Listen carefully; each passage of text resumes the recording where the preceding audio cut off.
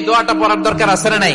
সকালবেলা যদি পড়েন 3 বার, সারাদিন তারা আপনার জন্য মাগফিরাতের দোয়া করবে। আর ওই দিন ইন্তেকাল করলে আল্লাহ তাআলা শহীদ হিসেবে আপনাকে কিয়ামতের দিন দাঁড় করাবে। আবার সন্ধ্যাবেলায় যদি পড়েন, সারা রাতের জন্য 70,000 ফেরেশতা মাগফিরাতের দোয়া করবে। ওই রাতে মারা গেলে শাহাদাতের মৃত্যু নসিব হয়ে যাবে।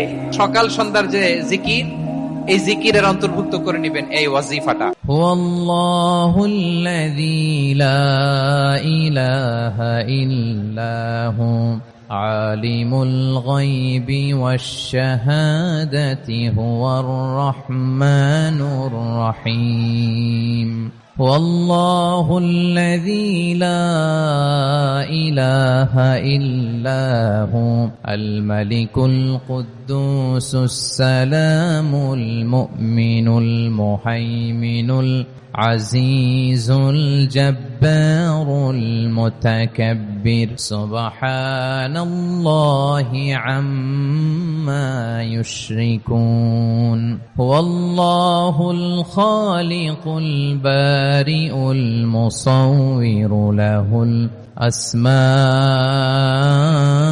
الحسنى يسبح له ما في السماوات والأرض وهو العزيز الحكيم